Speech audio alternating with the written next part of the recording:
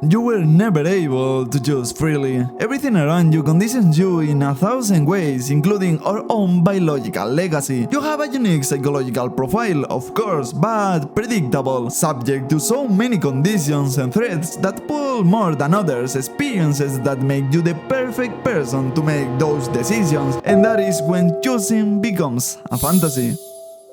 But how is it possible? Don't you choose the clothes you wear? Don't you choose the film you like? It is impossible for it to be a fantasy. You are aware that you are choosing based on your own taste, right?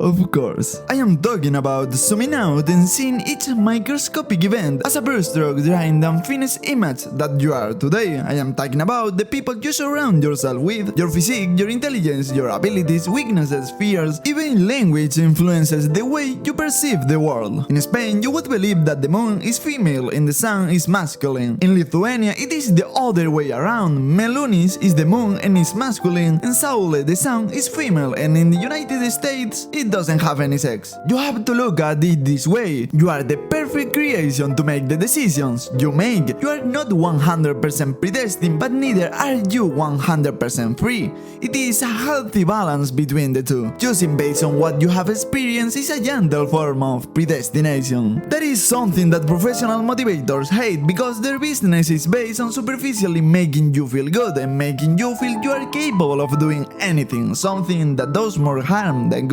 But human beings like to feel they have all options in the world, right? Being able to travel any path at any time. And honestly, no. Even though anyone would say the opposite, that it is better the more alternatives there are, you will be surprised to know that in the background it gives you more peace knowing that your options are limited. If your options are limited, you will have more confidence in your final decision. Having few options, you will have the sensation of having chosen well, because the probability of having been wrong is smaller. This is how your brain works with decisions. He is not too happy that he made a good decision, but he is afraid of having taken a bad one. And thanks to that, something magic happens. To choose between 4 or 5 possible houses is fine. There will always be one that will stand out for being cheaper, better located, more spacious, whatever you are looking for. But if you have to choose between, let's say, 300 or 400 houses, despite how good it might be to have so many options, many will pass your filter. You will perhaps have 50 houses that fulfill that parameter. What else should you look at? You have to make a decision. This one is better than that? I don't know, they look all the same. One you have to choose, but what if I am wrong? They are so similar. And you block. Every time it costs more to make a decision because of fear of not being sure. The worst is that if you are forced to make a decision, as long as you have thought it, the probability of questioning your choice and being dissatisfied will be much higher compared to just having few options. Ignorance in this case is happiness. Choosing requires effort. You often go into autopilot because many of those choices don't require that level of effort. What brand to choose, the size of the product, something that seems to have no importance around you in your daily life. What a company does not want is for you to remain undecided or worse, question your decision. They want you to very quickly conclude which is the best option. For example, you can do this by creating 3 options. Let's imagine a dishwasher soap, the standard, savings, and familiar format. When you do that, what you are looking for is that no matter who you are, how many times you clean the dishes, or whether or not you have a family, the family format will always be more profitable and the option they wanted you to choose. So why create the other 2 to begin with? They are the incentive. You have to reach the conclusion not to find that you only have one format. You can't compare how much money you are saving if you don't switch brands. It is not mandatory, not everyone does it, but it is effective.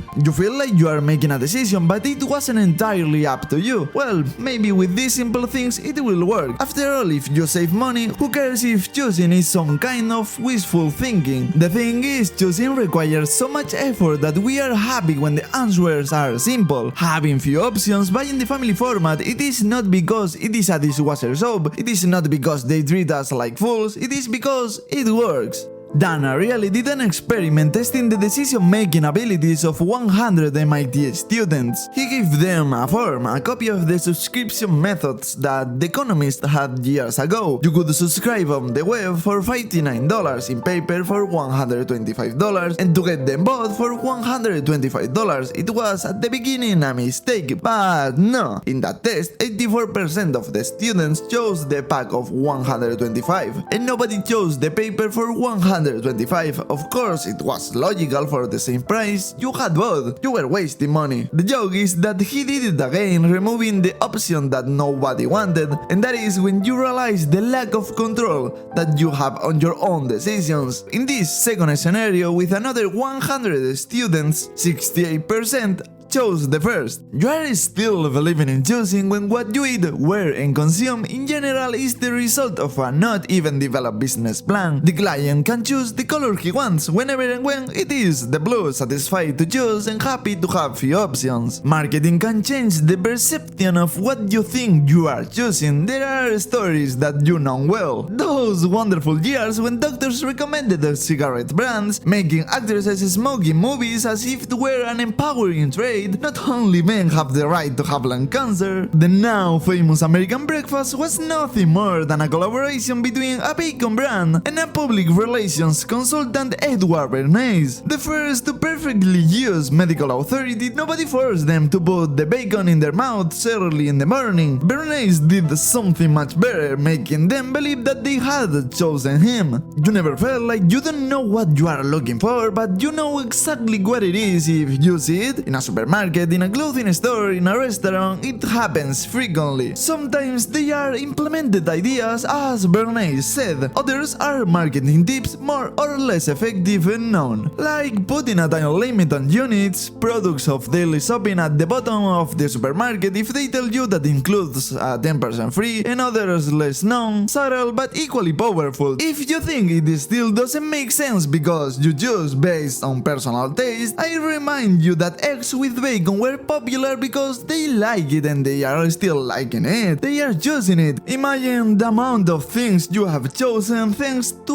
a little outside help. And I don't just want to focus on marketing. You see, you can develop a taste for any particular color, but most likely your favorite color is blue. I think it was around 42% in men and a little less in women. And it is pretty obvious why. You just have to go outside and look up.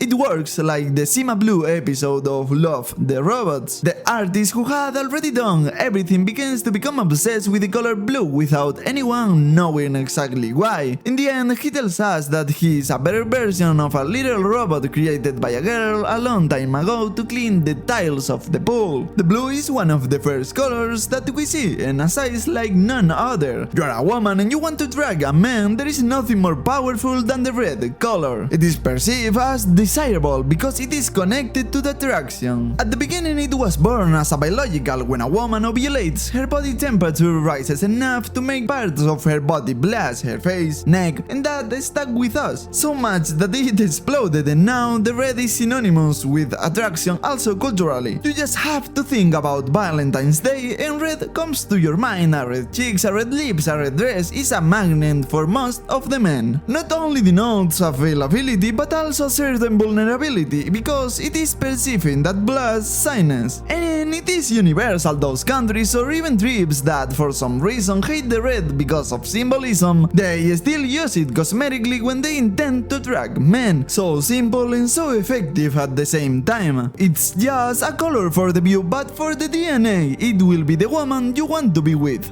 The beauty, another factor in which you seem to use, but it doesn't not stop being a mix of standards, cultural influence, and positive experiences of childhood. The perception of beauty is a pleasure acquired like the palette. I can predict your favorite color, which girl you like the most, the one in the red or green dress, or if I give you a number between 1 or 10, knowing that you will choose 7, but I will have a slight idea of what is most likely to happen. No choice is completely random. We are not machines. When you understand human psychology in general and the specific one of that person, you will know how limited her range of options is. Some psychological theories say that if something influences directly on your decision, whether you are conscious or not, we would stop talking about the free will. And as absolutely everything that you are surrounded predisposes you to make certain decisions, it would not exist.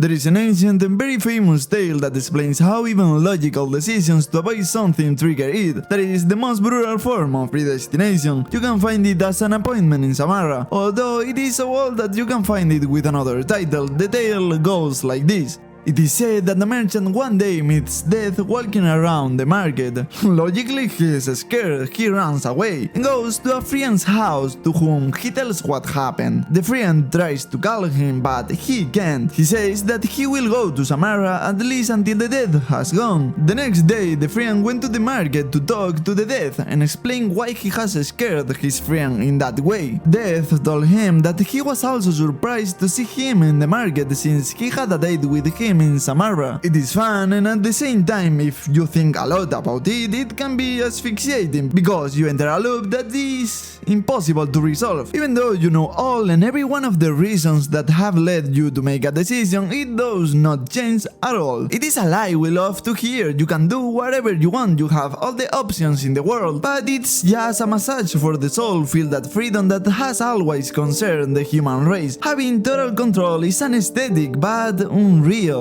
Choosing becomes a fantasy when you don't get off autopilot and let yourself be dragged by each and every thread that pulls you. They may be weak separately, but together they are strong enough to guide your entire life without you realizing it. Of course, you can choose even if it is just a fantasy.